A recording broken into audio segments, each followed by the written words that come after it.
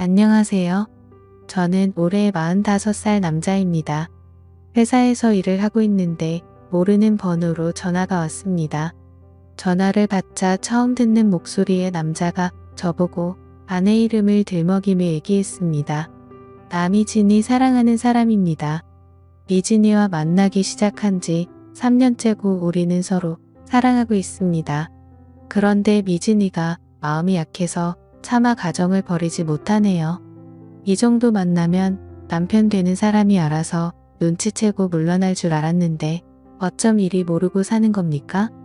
눈치가 없는 겁니까? 자기 아내한테 관심이 없는 겁니까? 어떻게 자기 아내가 매주 다른 남자를 만나고 오는데 3년이 돼도 모르고 있어요? 저는 일하다 말고 이게 뭔가 싶었습니다. 아내한테 애인이 있다니요?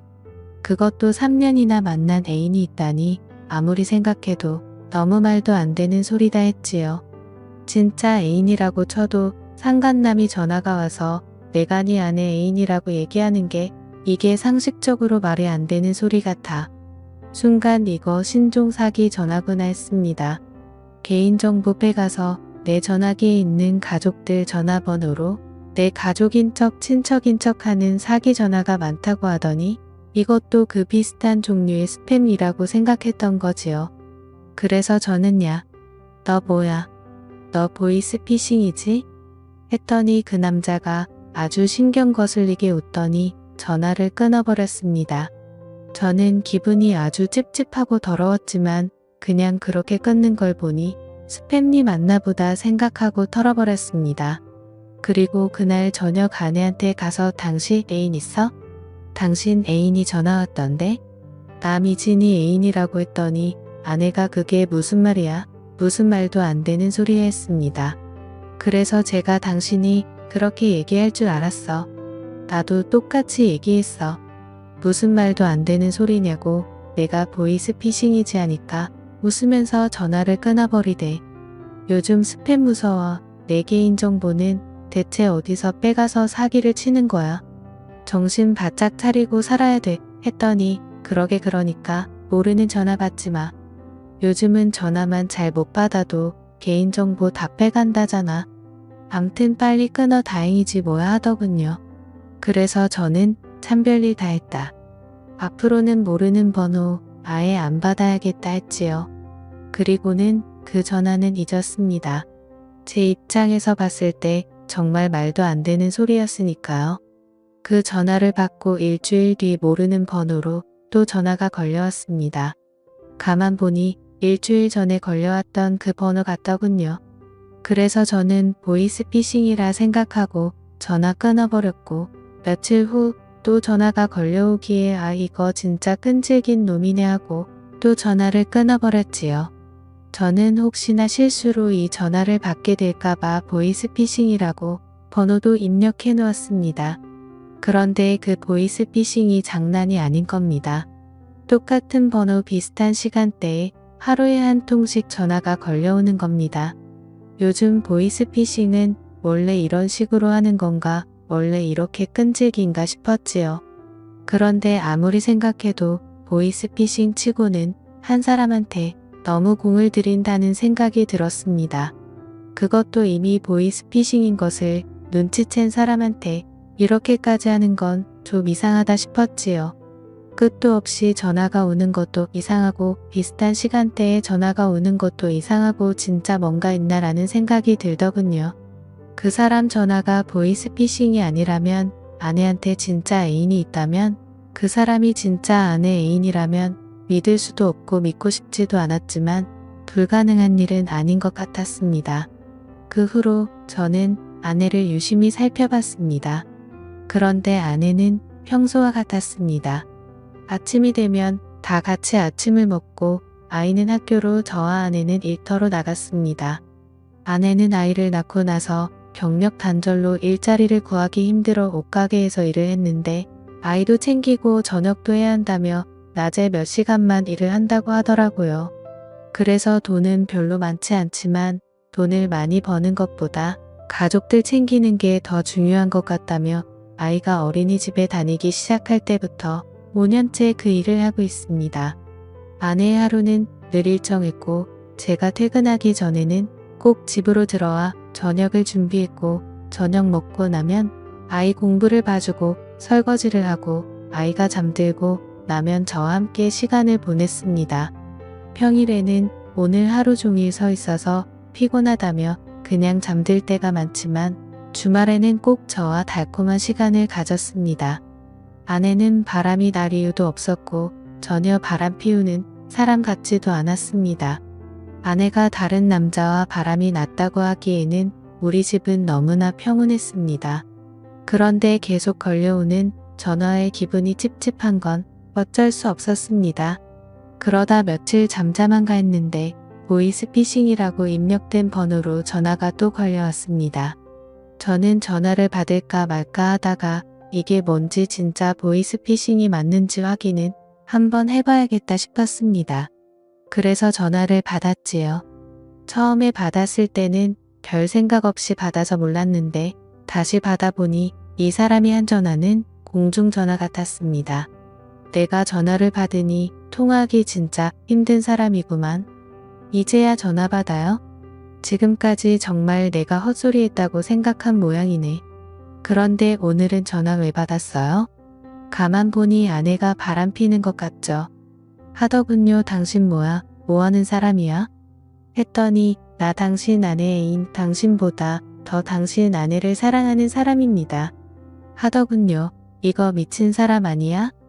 야, 너 뭐야? 너 왜 자꾸 이따위 전화하고 그래? 이유가 뭐야? 너 이거 내 번호도 아니지? 너 이거 공중전화에서 전화하는 거잖아. 이거 완전 사이코패스 아니야? 지금 뭐 하자는 수작이야? 저도 모르게 소리를 쳤습니다. 왜 나한테 화를 내요? 화를 내려면 당신 아내한테 화를 내야지. 나는 당신 아내가 다른 남자와 바람이 났다는 거 얘기해 주는데 고마워해야 하는 거 아닌가? 그렇게 속고 살면 완전 호구지. 정말 모르는 거예요? 그냥 적당히 눈 감아주고 모른 척 하는 거예요? 했습니다. 이거 완전 또라이 아니야? 너 지금 나 협박하는 거야? 내 말이 사실이면 공중전화로 하지 말고 나하고 만나. 아내하고 3자 대면에서 사실인지 협박인지 확인해보자고. 만나면 3자 대면에서 사실이면 그때는 당신 아내하고 헤어질 건가? 그게 약속하면 내가 앞에 나타나지. 순간 뭐라고 할 말이 없었습니다. 만약 3자 대면에서 저 사람 말이 사실이라면 진짜 내 아내가 제 남자 애인이라면 갑자기 아내와 헤어진다는 것은 상상도 할 수 없는 일이었습니다. 그래서 제가 말했습니다. 나는 내 아내를 믿고 당신 말이 사실이라고 생각하지 않아. 하지만 이렇게 전화해서 얘기를 하는 데는 그만한 이유가 있을 것 같은데 나 생각할 시간이 필요해. 내일 다시 전화를 주면 내가 3자 대면을 할지 말지 결정할 테니까 내일 다시 얘기했지요. 저는 이름도 얼굴도 전화번호도 모르는 그 남자 때문에 머리가 터질 것 같았습니다. 그 남자는 누군지 도대체 나한테 왜 이러는지 알아야겠다 생각이 들었습니다. 어떻게든 끝을 보지 않으면 절대 끝날 것 같지 않았습니다. 저는 우선 아내와 얘기를 해봐야겠다 싶었지요. 제가 제일 믿는 사람도 아니고 그 누구보다 믿어야 할 사람도 아니니까요. 저는 아내한테 그날 있었던 일에 대해 얘기를 했습니다. 그리고 물었지요. 어떻게 된 거야? 솔직히 말해줬으면 좋겠어. 당신한테 진짜 애인이 있는 거야? 만난 지 3년이나 됐다는데 지금까지 날 속이고 남자를 만났던 거야? 그랬더니 아내는 아니야. 애인이라니 무슨 말도 안 되는 소리야. 내가 왜 애인이 필요해? 내가 무슨 애인이 있다고 그래? 어떤 미친 인간이 그런 얘기를 한 건지 모르겠는데 이름도 모르고 얼굴도 모르는 사람 얘기를 믿겠다는 거야? 나를 믿어야지. 나 정말 그런 거 없어. 그래 나도 당신을 믿어. 그런데 그 사람이 그러는 데는 이유가 있을 거잖아. 누군지 정말 몰라? 누군지 짐작하는 사람도 없어? 물었더니 아내 눈빛이 살짝 흔들리는 것 같았습니다. 그래도 아내는 그 남자에 대해서는 입을 열지 않았습니다. 그럼 나 한 가지 부탁이 있어. 당신 전화기 한번 보자. 문자, 사진, 통화 내역 모두 다 보여. 주면 당신 말 믿을게. 그랬더니 아내는 바로 전화기를 열어서 보라고. 도대체 뭐가 있냐고, 이래도 나를 못 믿겠냐고 했습니다.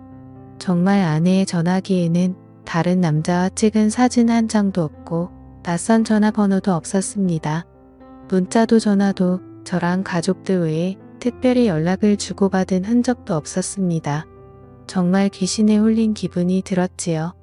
아내는 절대 애인 같은 건 없다는데 그 남자는 끝까지 자기가 아내 애인이라고 하니 기가 막힐 노릇이었습니다.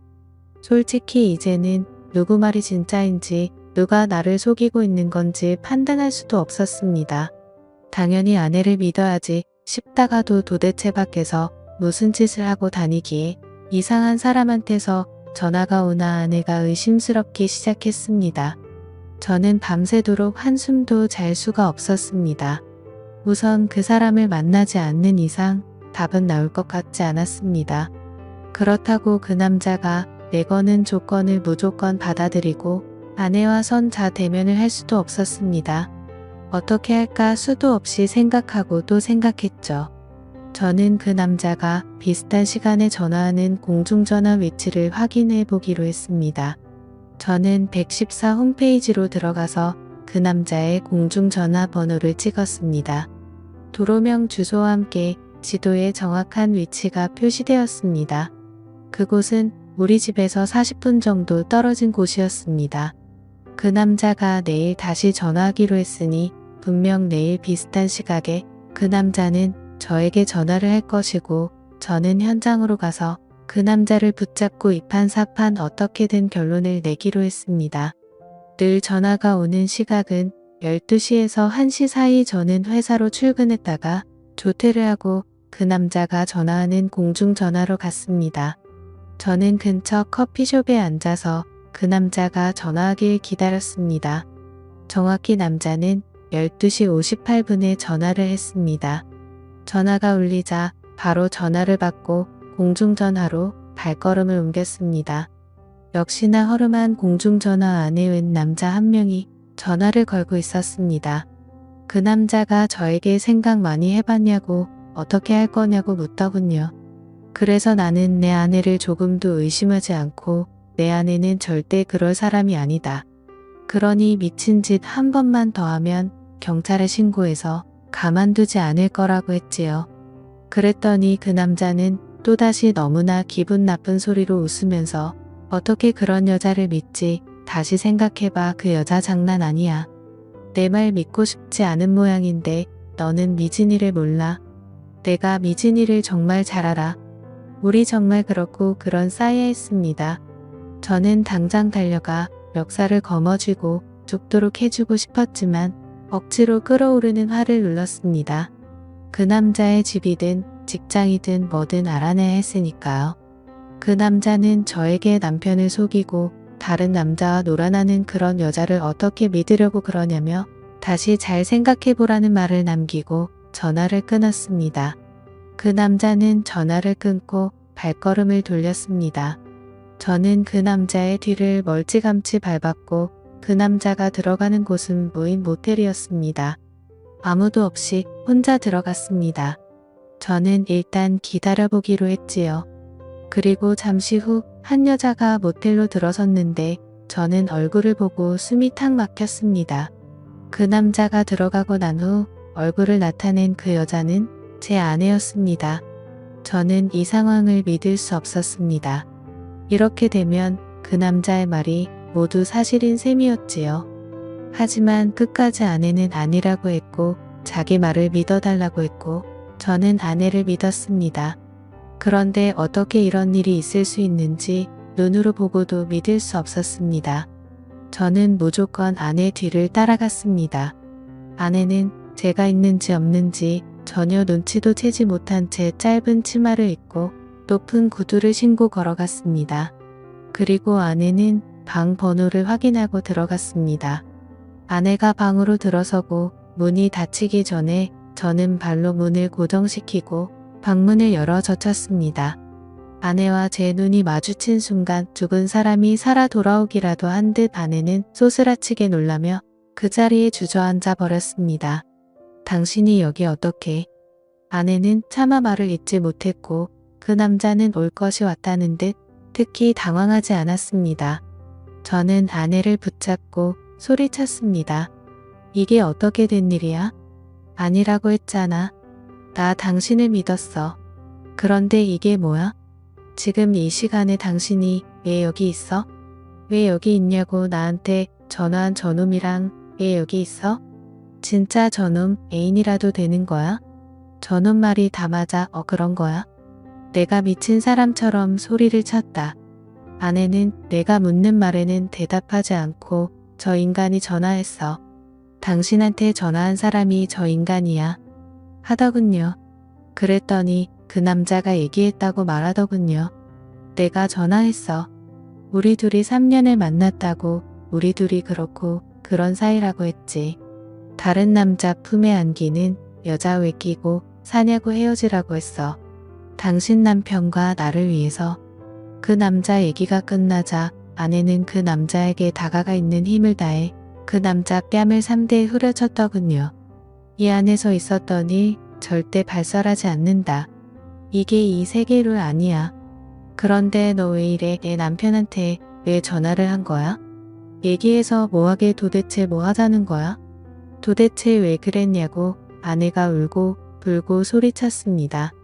자꾸 만나다 보니 내가 좋아져서 너를 사랑하게 돼서 그래서 다른 남자하고 공유하고 싶지 않아서 왜 그러면 안 돼. 그러니까 내가 이중생활 그만하라고 했잖아.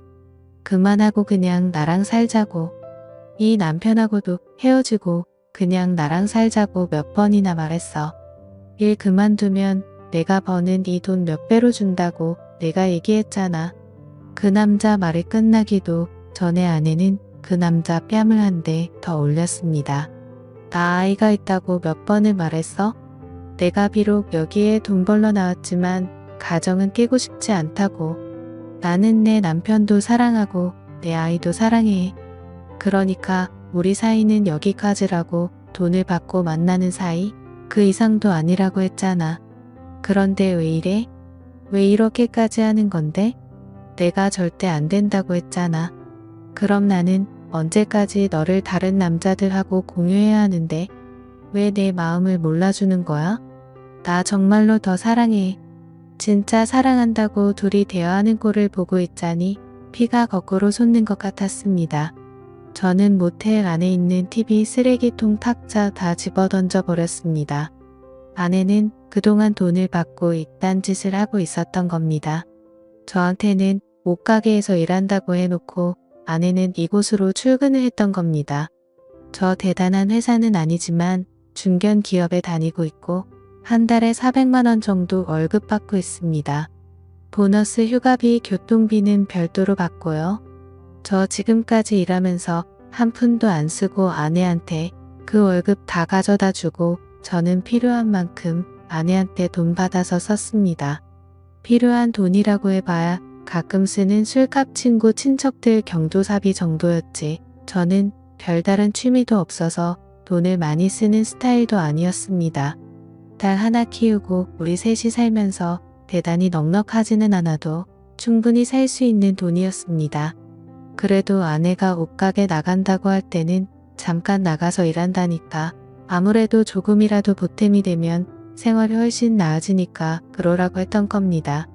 그런데 아내는 지난 5년간 저를 속이고 남자들을 만났으며 그것도 몇 명을 VIP로 정해놓고 마치 애인 만나는 것처럼 만나고 있었고 그 중에 의사, 은행원, 언론인 등 여러 명이 있었는데 은행에 다니는 이 남자는 40이 되도록 결혼하지 않고 있다가 아내를 만난 후 아내에게 목을 메었던 겁니다. 저는 아내에게 물었습니다. 왜 이랬냐고요.